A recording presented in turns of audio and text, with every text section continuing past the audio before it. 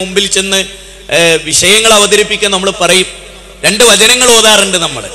എന്താ? വബശ്ശിർ ഇബാദ് അല്ലദീന യസ്തമിഊനൽ ഖൗല ഫയത്തബിഊന അഹ്സനഹു ഉലൈക അല്ലദീന ഹദാഹുമുല്ലാഹ് ഉലൈക ഹുമുൽ അൽബാബ്. പ്രവാചക, സന്തോഷവാർത്ത അറിയിക്കുക നബിയെ, സന്തോഷവാർത്ത. എന്റെ അടിമകൾക്ക് സന്തോഷവാർത്ത അറിയിക്കുക. വിശുദ്ധ ഖുർആൻ പറയണേ, എന്റെ അടിമകൾക്ക് സന്തോഷവാർത്ത അറിയിക്കുക. എന്നിട്ട് അവിടെ അള്ളാഹു പറയുന്നത് എന്താ? വാക്കുകൾ ശ്രദ്ധിച്ച് കേൾക്കണം. വാക്കുകൾ, പ്രസംഗങ്ങൾ, ഉത്ബോധനങ്ങൾ, അതൊക്കെ നിങ്ങൾ എന്ത് വേണം? ശ്രദ്ധിച്ചിട്ട് കേൾക്കണം. ശ്രദ്ധിച്ച് കേൾക്കുക മാത്ര. ഫയത്തബിഊന അഹ്സനഹു, അതിലേറ്റവും നിങ്ങൾ പിന്തുടരണം. ഏറ്റവും നല്ലതേതോ ആ നല്ലത് നിങ്ങൾ പിന്തുടരണം. ഉലൈകല്ലദീന ഹദാഹുമുല്ലാഹ്, അങ്ങനെയുള്ള ആളുകൾക്കാണ് അള്ളാഹു ഹിദായത്ത് നൽകുക. ഉലൈക ഹുമുൽ അൽബാബ്, അവരാണ് ബുദ്ധിയുള്ള ആളുകൾ. അപ്പൊ നമ്മൾ ബുദ്ധിയുള്ള ആളാവണം, അള്ളാഹു ഹിദായത്തിൽ ഉറപ്പിച്ചു നിർത്തുന്ന ആളുകളാവണം. അതുകൊണ്ട് നമ്മൾ കേൾക്കണം, കേൾക്കാൻ സന്നദ്ധരാവണം, പഠിക്കാൻ സന്നദ്ധരാവണം. നിർബന്ധമുള്ളൊരു കാര്യം ഞാൻ പറയാം. എനിക്ക് നിർബന്ധം ഉണ്ട് ആ കാര്യത്തിൽ. അതായത് ഈ യാത്രയുണ്ടല്ലോ, ചന്ദനൂർ ഇങ്ങനെ ഒരു പരിപാടി ഉണ്ട്, ഈ പ്രദേശത്ത് വരണം, പ്രസംഗിക്കണം എന്നൊക്കെ നമ്മളോട് ആവശ്യപ്പെടുകയും നമ്മൾ സ്വീകരിക്കുകയും ചെയ്യുമ്പോൾ നമുക്കൊരു നിയ്യത്തുണ്ട്. അതെന്താ? ഇവിടെ വരുന്ന ഓരോ പ്രസംഗങ്ങളും ആളുകൾക്ക് ഉപകാരപ്പെടുക, ഇന്നലെ വരെ ജീവിതത്തിൽ ഉണ്ടായിരുന്ന ഒരു തിന്മ തിരുത്തുക, ഒരു പുതിയ നന്മ സ്വാംശീകരിക്കുക, എന്നിട്ട് നന്മയിലേക്ക് മുന്നേറുക, ആ നന്മ ആവാഹിച്ചെടുക്കുക, അത് തലമുറകൾക്ക് പകർന്നു കൊടുക്കുക, അതിൽ ആളുകൾ മാതൃകയാവുക. ഇതൊക്കെ നമുക്ക് നിർബന്ധമുള്ള കാര്യമാണ്. അതുകൊണ്ട് നിങ്ങൾ ശ്രദ്ധിച്ച് കേൾക്കണം. വിഷയങ്ങളെ ശരിക്കും ഹൃദയത്തിൽ ഒരു 3 പ്രസംഗങ്ങൾ കഴിഞ്ഞാൽ 3 പ്രസംഗം നമുക്ക് ഓർമ്മ വേണം, നമ്മുടെ മനസ്സിലുണ്ടാവണം. നല്ല കുടുംബത്തെക്കുറിച്ച് സംസാരിക്കുമ്പോൾ, ആത്മസംസ്കരണത്തെക്കുറിച്ച് പറയുമ്പോൾ, വ്യക്തി ജീവിതത്തിലെ വിശുദ്ധിയെക്കുറിച്ച് സംസാരിക്കുമ്പോൾ ഒക്കെ നമുക്ക് ഓർമ്മ വേണം. ആ വിഷയങ്ങളിലെ ഓരോ ഭാഗങ്ങളും നമുക്ക് ഓർമ്മ വേണം. അത് നമ്മുടെ ജീവിതത്തിൽ ഉണ്ടാകണം. നമ്മൾ അതിന്റെ ആളുകളായി തീരണം, നമ്മളതിന്റെ പ്രയോക്താക്കളായി തീരണം. അബ്ദുല്ലാഹി ഇബ്നു മസ്ഊദ് റളിയല്ലാഹു അൻഹു മഹാനായ സഹാബിമാരിൽ ഒരാളാണ്, പ്രഗൽഭനാണ്. ഞാൻ അദ്ദേഹത്തിന്റെ പോരിശയെ കുറിച്ച് പറയണില്ല. അത്രയേറെ പോരിശ സ്വർഗത്തിലാണ്.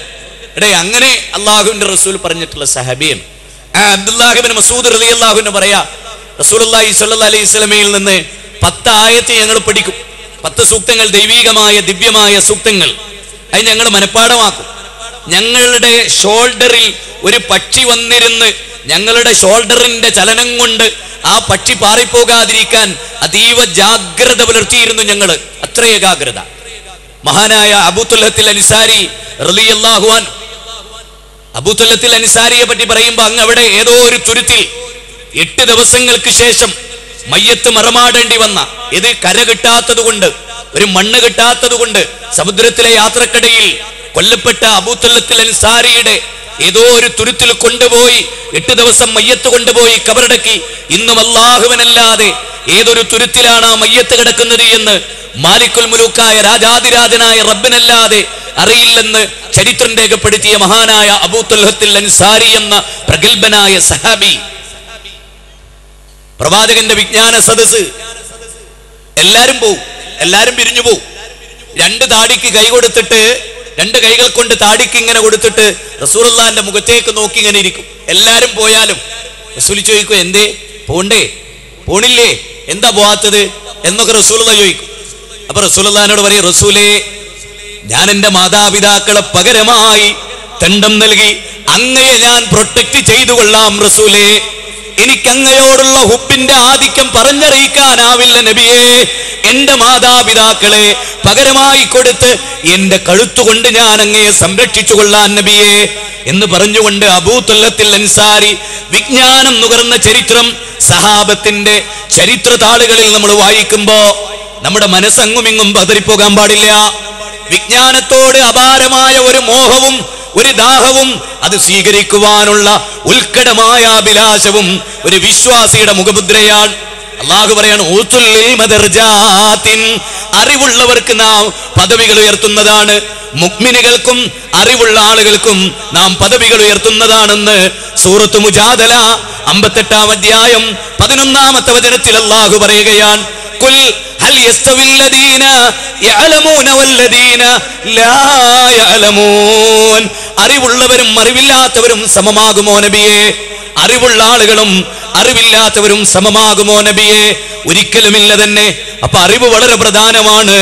ആ അറിവ് നേടേണ്ടത് ഒരു വിശ്വാസിയുടെ ബാധ്യതയാണ്. 39-ാം അധ്യായം സൂറത്തു സുമർ 9-ാമത്തെ വചനമാണ്. അതുകൊണ്ട് നമ്മൾ അറിവുള്ളവരാകണം, അറിവ് പ്രയോഗവൽക്കരിക്കുന്നവരാവണം, അറിവ് പകർന്നു കൊടുക്കുന്നവരാകണം. തലമുറകളിൽ നിന്ന് തലമുറകളിലേക്ക് വിജ്ഞാനം പകർന്നു കൊടുത്ത ഇന്നലകളുടെ പ്രവാചകന്മാരുടെ ചരിത്രവും സഹാബത്തിന്റെ ചരിത്രവും നമ്മൾ വായിക്കുന്നുണ്ട്. യൂറോപ്പിന്റെ പടിവാതിൽക്കൽ വരെ എത്തി നിന്ന ഇസ്ലാമിന്റെ ചരിത്രത്തിന്റെ ഇന്നലകളുടെ അതുകൊണ്ടാണ് വിസ്റ്റിൻ ചർച്ചിൽ പറഞ്ഞത്, മുസ്ലിമീങ്ങൾ തൊട്ടുവെക്കാത്ത ഒരു വിജ്ഞാന ശാഖയും ഞങ്ങൾക്ക് പൂർത്തീകരിക്കേണ്ടി വന്നിട്ടില്ല. അത്തരത്തിലുള്ള മഹാന്മാരായ സഹാബികളുടെ വിജ്ഞാനം പകർന്നു കൊടുത്ത സഹാബികളുടെ അങ്ങനെയുള്ള സഹാബികൾ ആ വിജ്ഞാനത്തെ പകർന്നു കൊടുത്ത മഹാന്മാരായ ഖുലഫാഉർ റാഷിദീങ്ങളെ പറ്റി, മഹാനായ ഉമറിനെ പറ്റി കഴിഞ്ഞ ദിവസം ഒരാൾ തോന്നിയാസം പറഞ്ഞു. പത്രധാര നമ്മൾ വായിക്കുകയുണ്ടായി. ഞാൻ ആ ഭാഗത്തേക്ക് കടന്നു പോകുന്നില്ല. നമ്മളൊക്കെ ഒരിക്കലും മരിച്ചു പോകുന്നതാണ്. ഈ ലോകം വിട്ട് വിട പറയുന്നതാണ്. ഭാര്യ ഭർത്താവിനെ വിട്ട്, ഭർത്താവ് ഭാര്യയെ വിട്ട്, മക്കളെ വിട്ട് എല്ലാവരും യാത്ര പോകുന്നതാണ്. ഇന്ന് നിങ്ങൾക്കറിയാലോ, എറണാകുളത്തിന്റെ റെയിൽവേ ട്രാക്കിൽ 10-20 വയസ്സുള്ള ഒരു പെൺകുട്ടി പെടഞ്ഞ് മണിക്കൂറുകളോളം ജീവന് വേണ്ടി പോരാടി മരിച്ച കഥ പത്രത്തിലൂടെ നമ്മൾ മനസ്സിലാക്കുകയാണ്. നിങ്ങൾ ആലോചിച്ചു നോക്കണം, ഇത് നമ്മുടെ തൊട്ടടുത്ത സമയത്ത് നടന്നതാണ്. ഏത് നിമിഷവും മനുഷ്യൻ മരിച്ചു പോകും. മരണത്തിന് ശേഷം ഒരു ജീവിതമുണ്ട്. ആ ജീവിതത്തിന്റെ രക്ഷാശിക്ഷകളാണ് വളരെ പ്രധാനമാണ്. ലോകത്തോട് മുഴുവനും നമുക്ക് പറയാനുള്ളത് അതാണ്. ഇവിടുത്തെ ഹൈന്ദവരോടും ഇവിടുത്തെ ക്രൈസ്തവരോടും ഇവിടെ മതം വേണ്ടെന്ന് പറയുന്നവരോടും ഒരു ജീവിതമുണ്ട്, ഒരു മരണമുണ്ട്, മരണത്തിന് ശേഷം ഒരു വിചാരണയുണ്ട്. ആ ജീവിതത്തിൽ നിന്റെ കണക്ക് പുസ്തകം അത് ബോധിപ്പിക്കേണ്ടി വരും. നിന്റെ യൗവനം എന്തിനു വേണ്ടി ചെലവഴിച്ചോ, നിന്റെ വാർദ്ധക്യം എന്തിനു വേണ്ടി ചെലവഴിച്ചു എന്ന് മലിക്കുൽ ജബ്ബാറായ റബ്ബിന്റെ മുമ്പിൽ ചോദ്യമുണ്ട്. അതുകൊണ്ട് മഹാനായ അബ്ദുല്ലാഹ് ഇബ്നു ഉമറിന്റെ ഷോൾഡർ പിടിച്ചുകൊണ്ട് റസൂലുള്ളാഹി പറയുകയാണ്, കുൻ ഫിദ്ദുന്യാ കഅന്നക ഗരീബുൻ ഔ ആബിറു സബീൽ, കുൻ ഫിദ്ദുന്യാ കഅന്നക ഗരീബുൻ ഔ ആബിറു സബീൽ. ഈ ദുനിയാവിൽ ഒരു വഴി യാത്രക്കാരനെ പോലെ, ഒരു അപരിചിതനെ പോലെ ഇവിടെ യാത്ര തിരിക്കേണ്ടവനാണ്. എന്നും ശാശ്വതമായി നീ ജീവിക്കുകയില്ല. 60 കൊല്ലമോ 120 കൊല്ലമോ ഈ ഭൂമുഖത്തുള്ള ഒരു ജീവിതമുണ്ട് മനുഷ്യന്. അത് കഴിഞ്ഞാൽ നാടും വീടും വിട്ട്, വലിയ വലിയ കൊട്ടാരങ്ങൾ വിട്ട്, എസ്റ്റേറ്റുകൾ വിട്ട്, എസ്റ്റീം കാറുകൾ വിട്ട്, BMW കാറുകൾ വിട്ട്, ഡ്രൈവർ ഇല്ലാതെ പള്ളിക്കാട്ടിലേക്ക് മനുഷ്യനെ കൊണ്ടുപോകുന്ന വല്ലാത്ത ഒരു രംഗമുണ്ട് എന്ന് ഇസ്ലാം മനുഷ്യരെ ബോധ്യപ്പെടുത്തുകയാണ്. ഒന്നും അറിയാത്ത അവസ്ഥയിൽ, നിങ്ങളോട് ചോദിക്കാതെ, നിങ്ങളോട് പറയാതെ, നിങ്ങളറിയാതെ നിങ്ങൾക്കൊരു ജീവിതം നൽകി കരുണാവാരിധിയായ പടച്ച തമ്പുരാൻ. എന്നിട്ട് പടച്ച തമ്പുരാൻ പറഞ്ഞു, വല്ലാഹു അംബതകും മിനൽ അർളി നബാതാ. നിങ്ങളുടെ ഭൂമിയിൽ നിന്നൊരു മുളപ്പിക്കൽ മുളപ്പിച്ചില്ലയോ? ഭൂമിയിൽ നിന്ന് നിങ്ങളുടെ ഒരു മുളപ്പിക്കൽ മുളപ്പിച്ചില്ലയോ? ഒരു സസ്യം മുളക്കുന്ന കണക്കെ നിങ്ങളെ മുളപ്പിച്ചില്ലയോ? സൂറത്ത് നൂഹിലാണ് അല്ലാഹ് പറയുന്നത്, വല്ലാഹു അഖ്റജകും മിൻ ബുതൂനി ഉമ്മഹാതികും ലാ തഅലമൂന ശൈആ.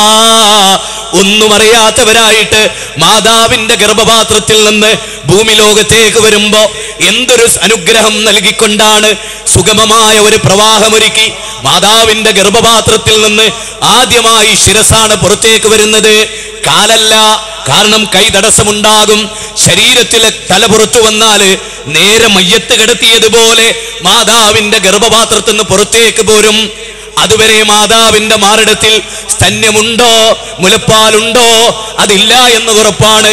ഒരു കുഞ്ഞ് ജനിച്ചിട്ടവന്റെ ആദ്യ കരച്ചിൽ നടക്കുമ്പോ മാതാവിന്റെ മാറിടത്തിൽ സ്തന്യം നിറച്ച ആ കരുണാമയനായ ലോകത്തിന്റെ തമ്പുരാനുണ്ടല്ലോ, ആ തമ്പുരാൻ മനുഷ്യനോട് പറയുകയാണ്, വല്ലാഹു അംബതകും മിനൽ അർളി നബാതാ. നിങ്ങൾ ഒരു മുളപ്പിക്കൽ മുളപ്പിച്ചില്ലയോ? എന്നിട്ട് അല്ലാഹ് പറയുകയാണ്, അങ്ങനെ നിങ്ങളെ ഈ ഭൂമിയിൽ ജീവിപ്പിക്കുകയും പിന്നെ ആ മണ്ണിൽ നിന്ന് നിങ്ങൾ ഉയർത്തെഴുന്നേൽപ്പിക്കുകയും ചെയ്യും.